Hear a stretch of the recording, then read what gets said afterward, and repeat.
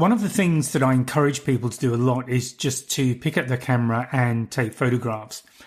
And with a view to adventure, travel, wildlife photography, I'm assuming that most of the time you will be doing your day job, you're at home, you're not on an adventure, you're not shooting wildlife, you're not traveling. So what do you do in order to just get that practice in with your camera and do something in the way that actually enhances your photography, gets you more creative? So if you're like me, you will have those days where you pick up the camera, you've got every intention to go out and photograph something, try some new things, and you're just waiting for inspiration to strike, and it doesn't. So what do you do when that happens? So that's what I'm going to be talking about in this podcast, and hopefully give you some ideas. Before I get into it, please remember to like and subscribe. That would be fantastic. And also have a look at the website, because there is a 14-day challenge there, which is one way of having a guided series of inspirational things to do. Some of them will be things you're doing already, but there are bound to be a few in there that will just stretch you a little bit, and that's the whole point of it. So I really want to talk about particularly how you just approach creativity, I guess, and find ways to take photographs in your everyday environment that are not just photography for the sake of it, but are things that start to challenge you, get you thinking perhaps in different ways. And in doing that, you can often find more ideas or inspiration that you wouldn't get if you hadn't actually gone down that path. So I want to talk about creative constraints. And the idea of this is to deliberately restrict your options, and when it comes to photography, and that in turn can get you really thinking in a different way and in a way that you wouldn't normally approach photography. So what are creative constraints? So some examples, and they really can be anything.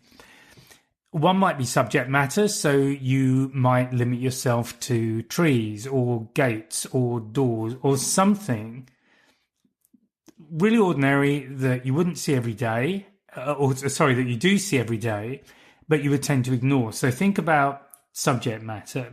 Think of a particular subject and start finding creative ways to photograph that subject and maybe tell some sort of a story, or at least create some interest, or maybe even some aha moments in the people who are looking at the images. Now, another thing is color. And in fact, if you've ever been on a photo walk, when I was with We're Observers, and We're Observers still do them, often we call them challenges, but it's the same thing. It's basically a creative constraint. So color is a good one. You might limit yourself to a certain palette, so it could be reds or blues or pastels, or even a single color. How do you go out and find one color, or just look for one color in many different subjects? The idea behind this is to get you really looking and thinking about what you're looking at, and then how do you tell a story of some sort. Again, with all of the storytelling, they don't have to be long stories. Little stories are fine. So another one is location, and this for a lot of people is possibly the best one. It was certainly one that I spoke about during the COVID lockdowns, going back 5 years now.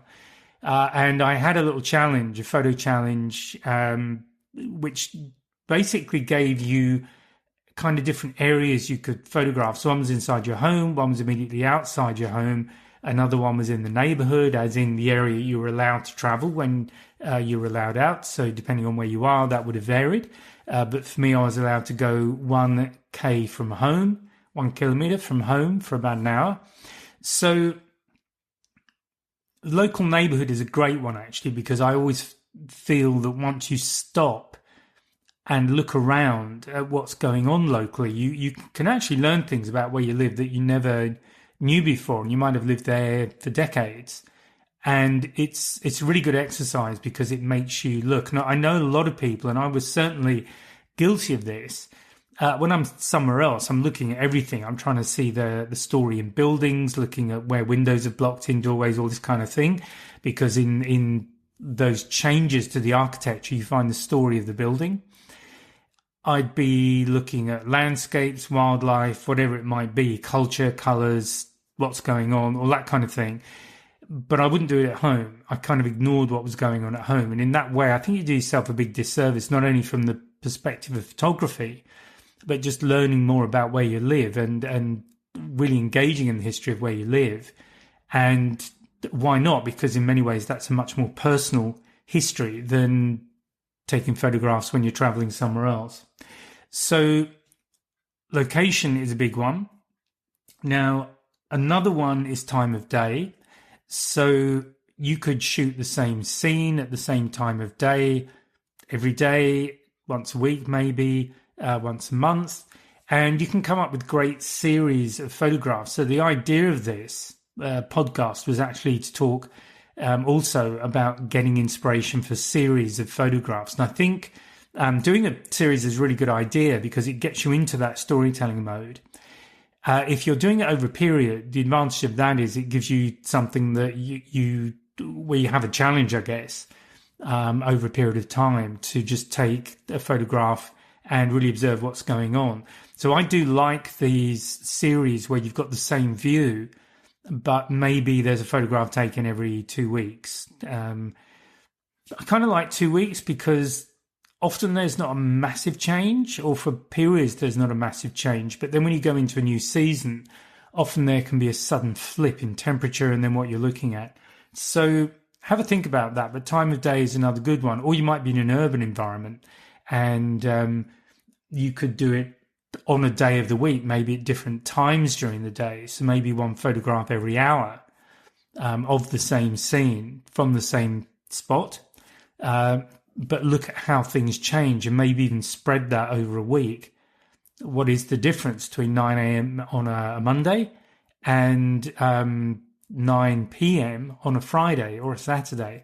So these are all ideas that get you into shooting series that tell a story. And they'll kind of tell their own story because they're very visual.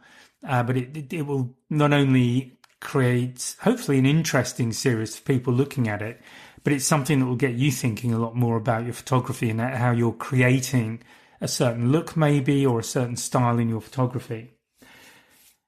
Now, another thing is to look at the equipment you're using, and obviously that will involve camera of some sort, but you might want to switch to a fixed lens. So if you've got a 50mm lens, for example, just shoot everything on 50mm. So maybe combine that with another challenge, maybe your neighborhood, but everything's shot on 50mm, or even one color, but on 50mm, no zooming in, zooming out. So obviously that gives you another challenge in that with the 50mm, actually, if you're on a full frame camera or a film camera, 35mm, then you're looking at the normal eye view. That's a normal lens, and that's what it means. It gives you the kind of normal eye view, what you would see yourself walking around. And that is quite good in one way because it gives you a way of recording and maybe thinking about what you're seeing. On the other hand, if you chose a different lens, either more of a wide angle or a telephoto, again, same focal distance. So say a 100mm, well, now you've changed slightly because you're now zooming in. So you're seeing more of a close-up view of things than you would when you're shooting with a normal lens, or even something longer or something shorter, a wide angle, or even mix them up. Do a series 1 week with one lens, next week with a different lens, next week with a different lens again if you have those available, or if you're using a zoom lens, just lock it at a certain focal length and try that. So again, these things are all designed to get you thinking and looking and working with constraints. And that's the whole idea of it, creative constraints. But the irony of them is that they can actually really drive your creativity and get you thinking in ways that you perhaps haven't done before. Maybe you didn't think you could, but you will come up with it. And then another one is compositional rules. So I talk a lot about composition. I've done workshops, webinars on composition. So things like rule of thirds, but you could use leading lines. Leading lines is a nice one, actually, because it gets you into the mindset of looking for them.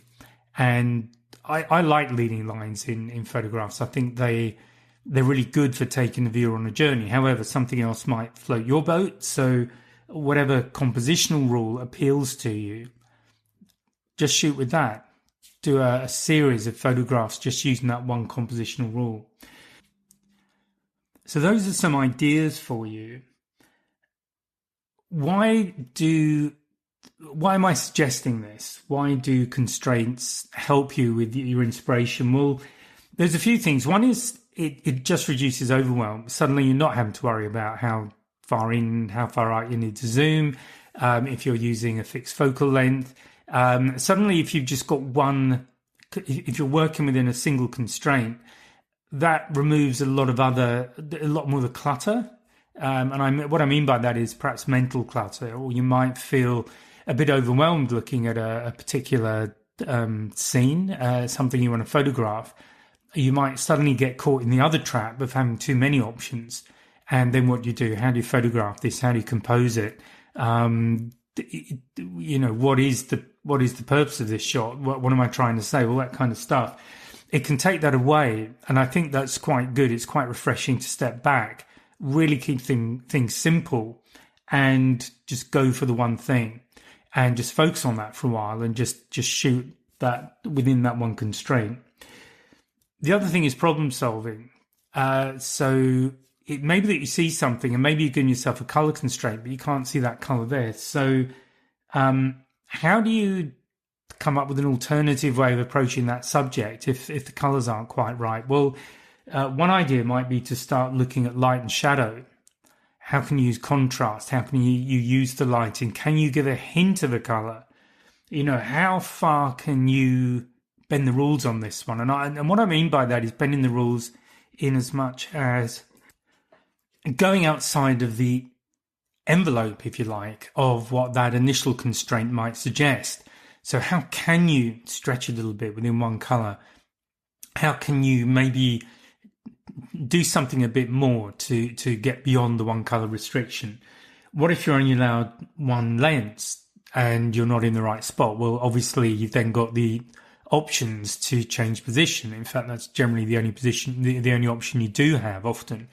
But in changing position, what about not only getting nearer or further away, but what about getting lower or higher, things like that? So I don't want to give you too much here, because the real benefit of this is to come up with the ideas yourself. But hopefully you're seeing that there is real benefit in working within a constraint. Often an advantage when you're shooting a series of photographs is that if you work within a constraint, you do get more of a consistent feel when you look at the series as a whole.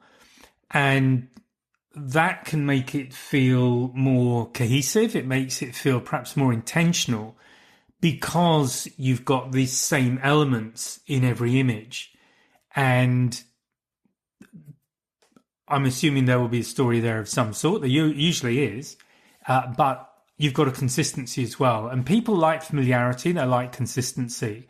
So if you are working on a project and you're putting some sort of story together, think about that. How can you make it consistent? What elements can you use repeatedly in every image?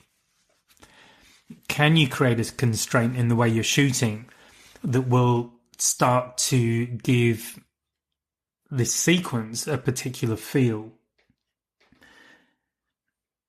And the real benefit, I think, of doing this, working within creative constraints, is these are real world problems. I can't even say it.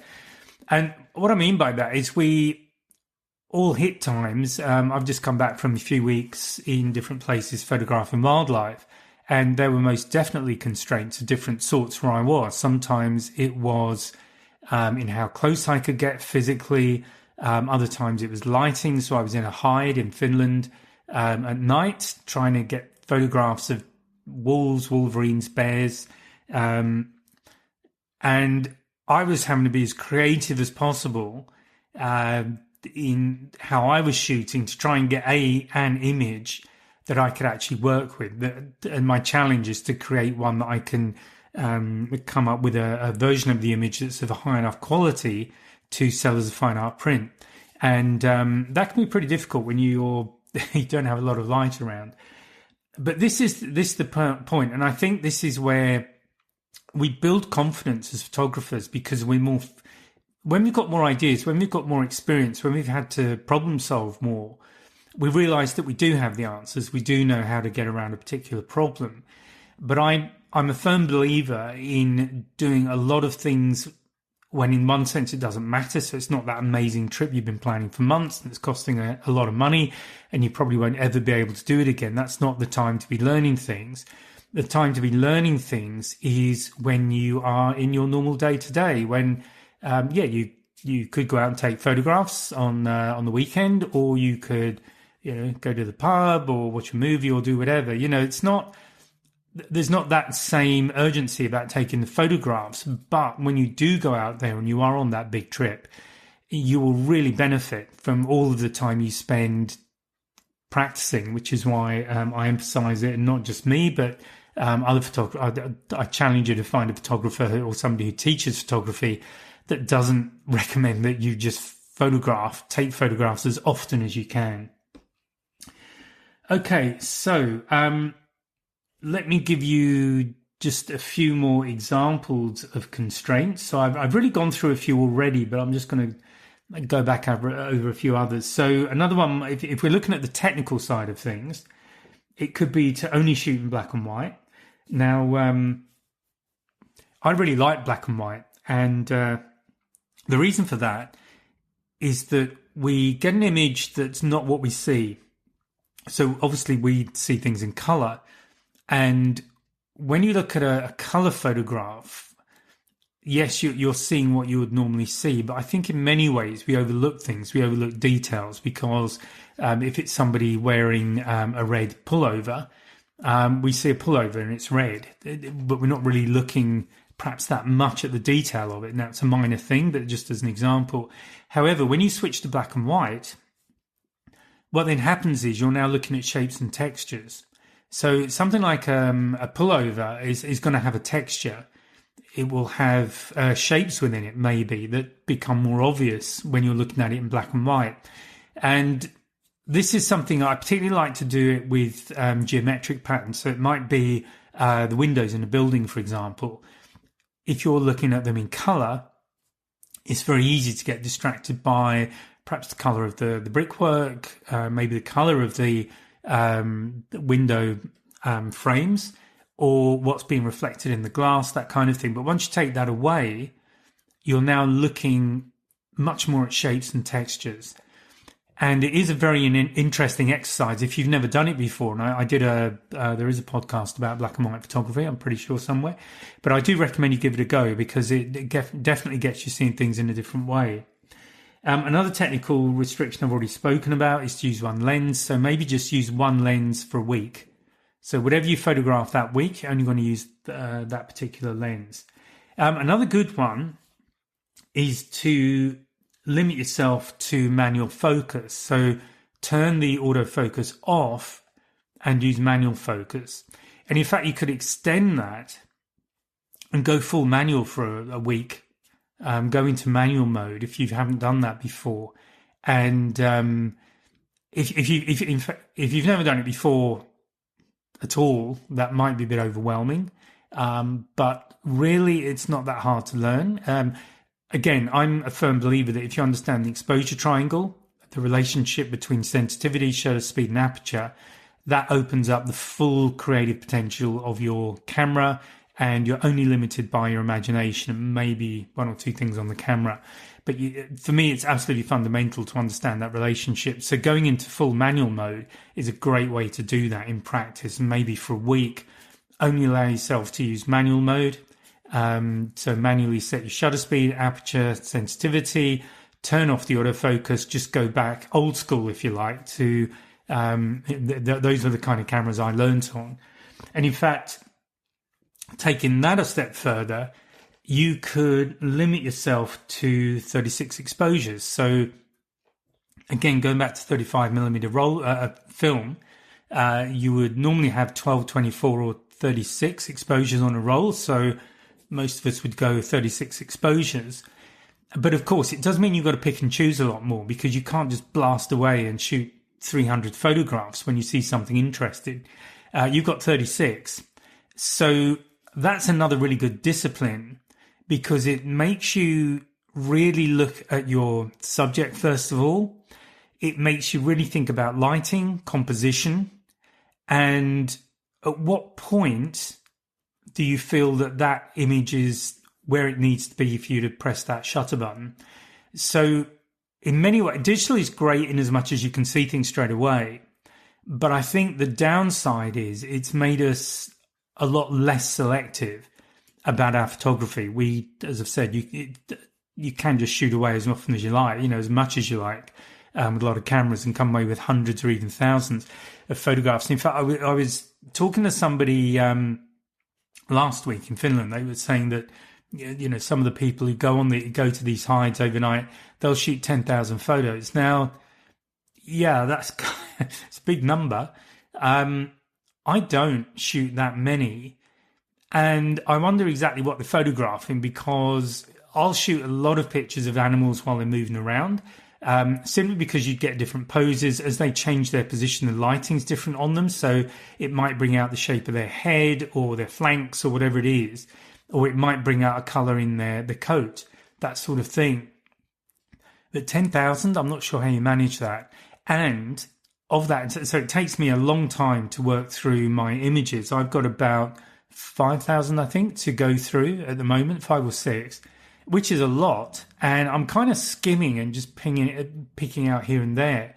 But another really good discipline I find is not to delete things either. Leave them for a few months and revisit them, and you'll start to see other aspects of that image that you missed first time around, because you were looking at it with the expectation of what you were hoping to achieve when you took the photograph, when you hit the shutter button, and it's something different. And it's very easy to just delete those. Whereas going back to them later, you'll see something else in them, because you're simply looking at them. You're looking at that image as an image in its own right. So I have spoken about that quite often. But yeah, limiting yourself to 36, I think, is particularly if you've never done it, if you've always just been using digital and you've been shooting as many as you like, it's a really good discipline. And I think it makes you a lot more critical about what you're putting in the frame. So it really gets you to look at what's in the frame. And that, I think, is really important. You could do some time-based. So I've spoken about every day at a certain time or every hour, those sorts of things. Another suggestion that I have on this list here that I've got is a 1 hour walk, a 1 hour edit, 1 hour reflect. So, that's another good way to spend some time. So shoot as much as you like within the hour. You've then got an hour to edit, which makes you start looking at what you shot and pull them out. And then you can look at what you've come back with and maybe reflect on what's good, what's bad, what you could do better, what's inspired you from it, all those kind of things. Another one with the location idea is to only shoot for 15 minutes in every location. So that's another good one to do. Okay, talking about the subject. So I've given you some ideas, and I've said that with the We're Observers photo walks, we use these as challenges. So again, to give you a few more, I've already spoken about just one colour, so it could be just red things. But here's some other ones for you. How about only shooting shadows? Have you thought about shooting shadows? If you've been on one of the, I think it's a composition webinar, I've got photographs of shadows that I've shot because I was kind of inspired by what was going on. Or how about only hands or feet? What about that? Hands and feet are interesting. I think particularly hands. And some of the most powerful images I've seen, particularly with, say, parents and children and babies, is a baby's hand in one of the parents' hands. That's a really lovely and powerful image, and it's just hands. Or what else is going on? The hand could be holding something. So have a think about that. Another one is to just use vertical compositions. So these days with smartphones, and by vertical, I basically mean portrait format as opposed to landscape. I find that since smartphones came along, the norm has actually switched more to portrait. So you might want to flip it the other way. If you mostly shoot in portrait or vertically, why not shoot in landscape? So just for a week, just only shoot landscape. Another good one is faces without showing the eyes. So again, from a portrait perspective, and this is something I like to do with animals as well as with people, is the strongest connection is through the eyes. And often any emotional connection you get is because you are looking at that person's eyes, but the eyes show a lot. So what's the experience? What sort of results can you get if you shoot faces without actually showing their eyes? So moving on to location, I've spoken a little bit about these. So just to recap, really, just shoot in your own neighborhood, say, or one neighborhood, pick a neighborhood and just photograph that. And you can add a time restriction to that too. And then there's the things I've already spoken about that I put in the challenge I put together during COVID lockdown, which is just shoot things inside your home. So the kind of things I would do, I'd shoot inside the wardrobe where there's, shirts maybe hanging up. I'd lie on the stairs and shoot up to the ceiling and get that view. I've got cast iron radiators where I live at the moment, and I just take close-up pictures of those. Details on the windows, so a window latch. I have shutters on the house, and so there's the latches that you have when you open the shutters up and you latch them back to the wall. What are the details? PowerPoints, anything. Have a look around your house because it makes you look.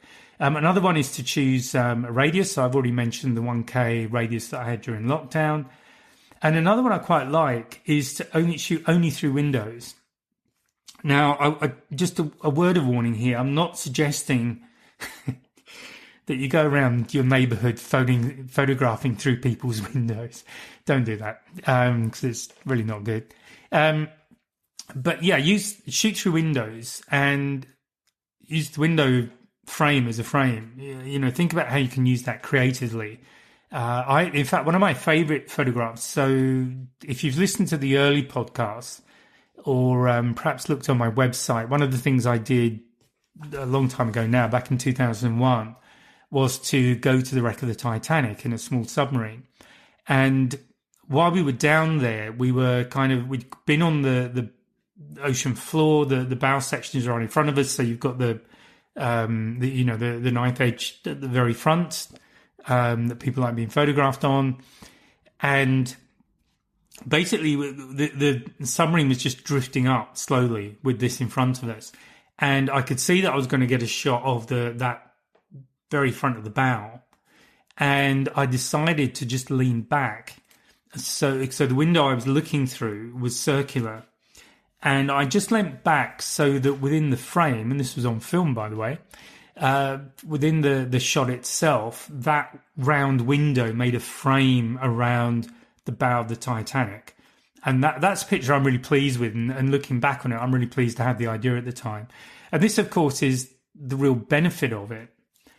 Just sort of leaving it here. But this is the benefit of it. If you do these things, set these challenges, try different things in your, let's call it downtime, you first of all get to know your camera a lot better. Secondly, you realize you're a lot more creative than you thought.